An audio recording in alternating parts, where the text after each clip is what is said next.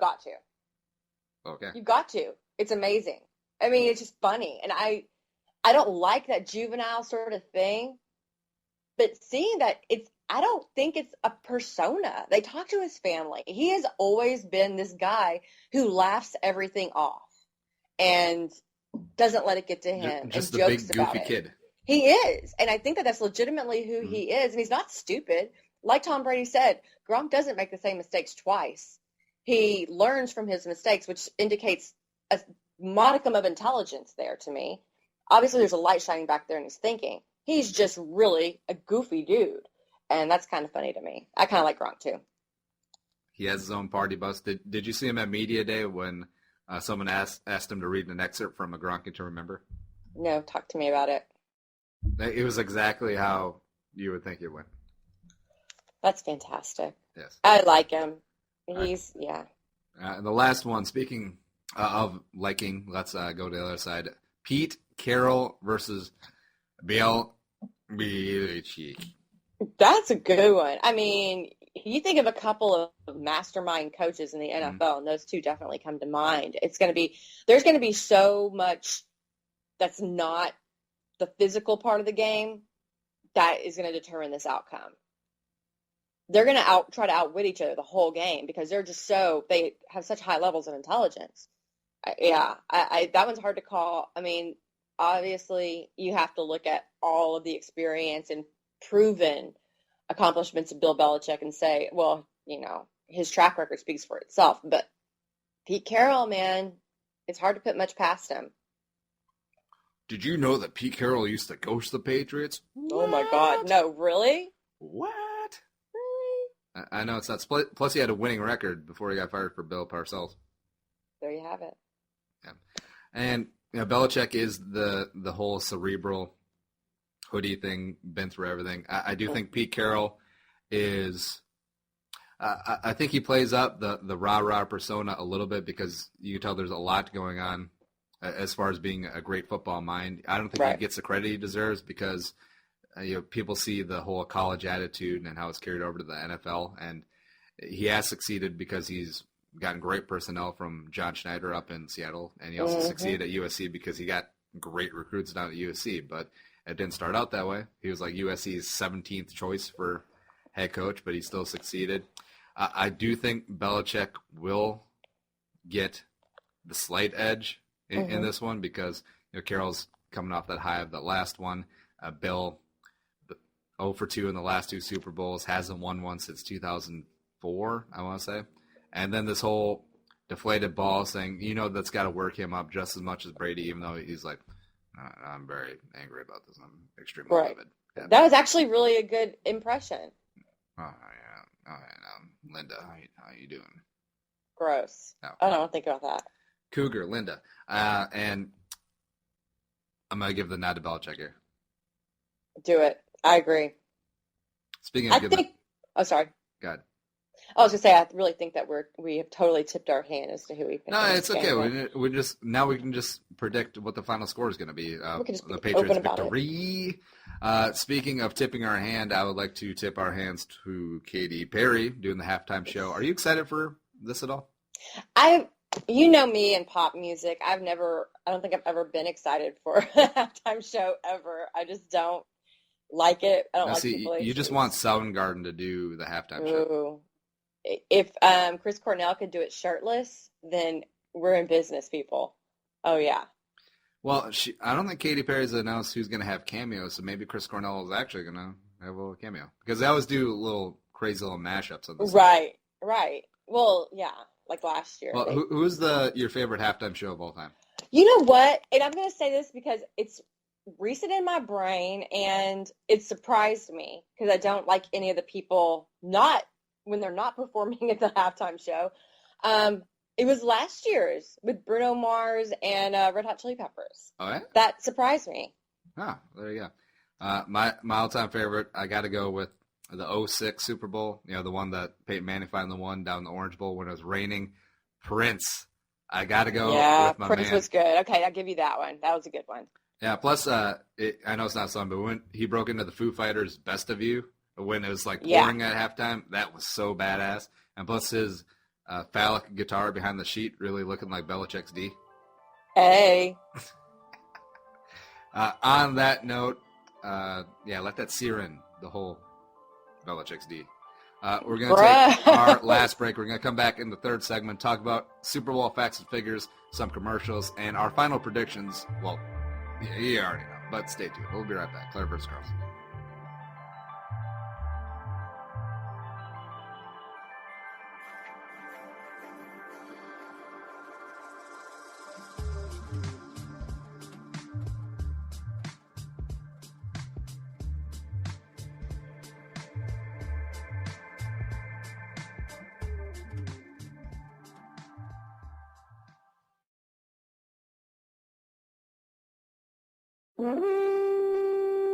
The Purple for the Win podcast is your one-stop shop for the team you hate that you love.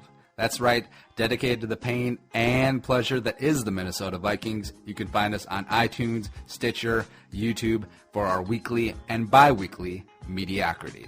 And, of course, there's always purpleftw.com. Because, aside from nipple clamps and chains and whips, cheering for the Purple People Eaters is probably the most pleasurable pain you can experience on this planet. So come on in for the mediocre analysis and the more mediocre humor. PurpleFTW.com. That's right, PurpleFTW.com. Straight cash, homie.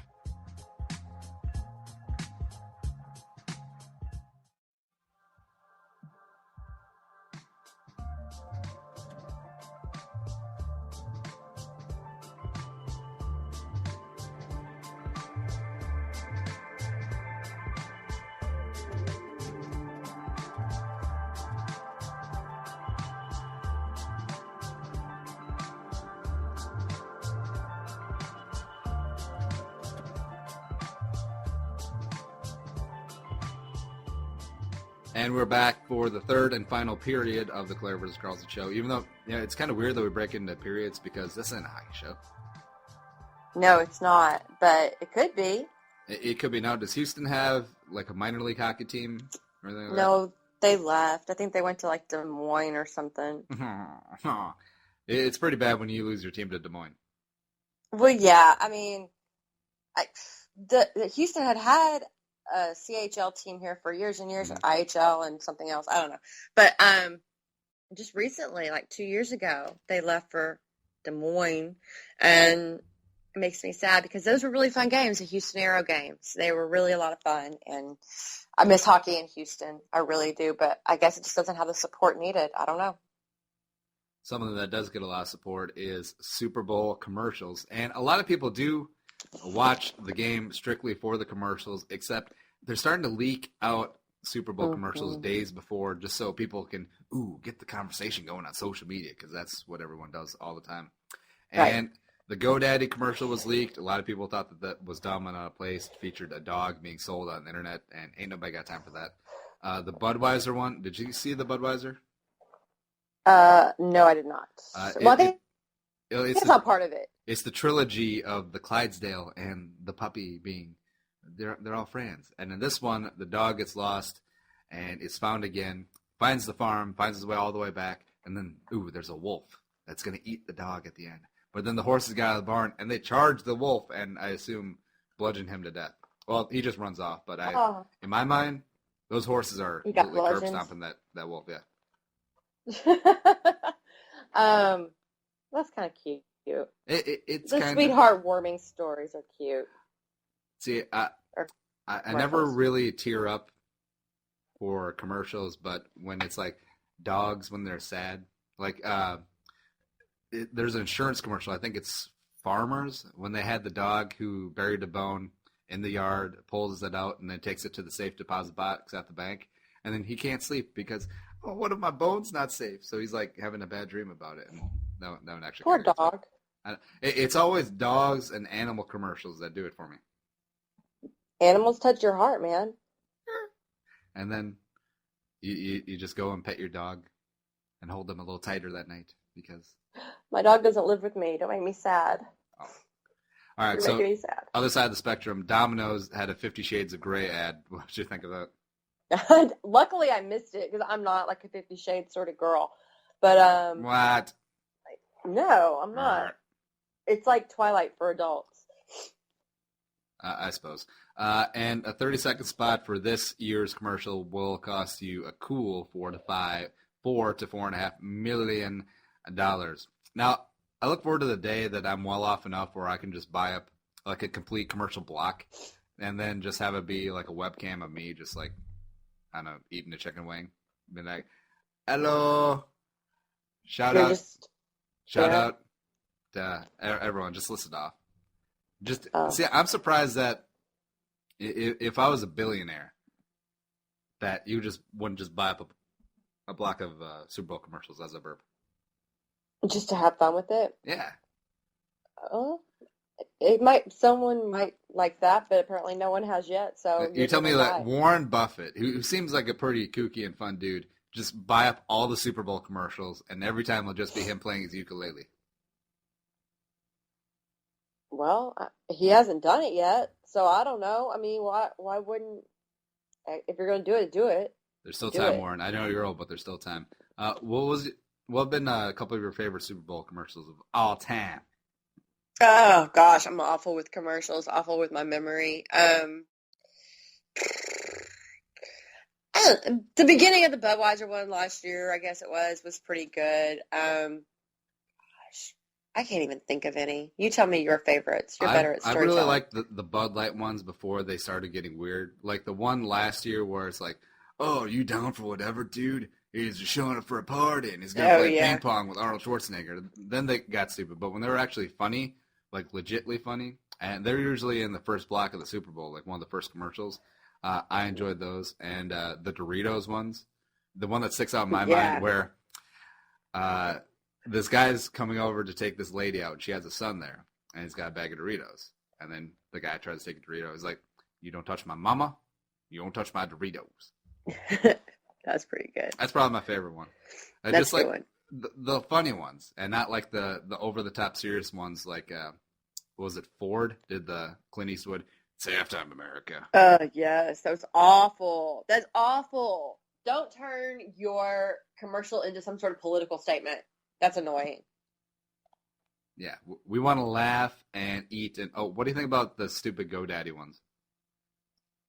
Man, I'm gonna be like all feministy high horse right now, but anybody who uses half-naked chicks to sell something in this day and age is just stupid to me. Whatever. I don't have time for all that. You got a better way to convince people to buy things. Use it. Well, what if it's for a strip club though? Well, then, okay, you're selling sex. So then use what you're sell your product. Quit walking around the product and make it so that I want to buy your product. I want to use your product. I would use GoDaddy less because of their ads. Wait, so Budweiser should stop using horses and dogs to sell their stuff instead no, of because show little frat boys in the corner vomiting because Donnie Bartolotti lost too many beer pong games. Budweiser has always had a horse, had the Clydesdale horses. Why? It doesn't make sense. Is the beer made out of horse, Claire? Well, no, but I think that you have an iconic brand that has an iconic mascot, I guess it is. And so, of course, you're going to use that because people connect that horse with your product. People want to connect a half-naked Danica Patrick to your product, whatever, man. I mean, if that's the message you want to sell, then you're not marketing to me. Okay, there. Maybe you're marketing to most of the Super Bowl viewing public. You know, but I don't feel like I'm being marketed. Just wait. Danica Patrick's going to do a Budweiser ad next year. That would be funny. I wonder if she'll work close. Budweiser, American beer owned by the Dutch. Yep. All right, so checking out of that, back to the actual Super Bowl.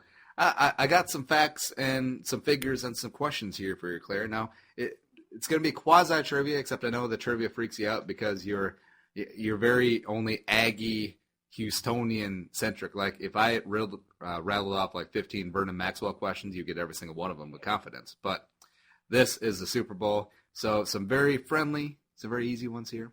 So the first one is, which stadium has hosted the most number of Super Bowls? Oh, my gosh. I'll give you a hint. What? The number is 7. The Superdome. New Super Orleans.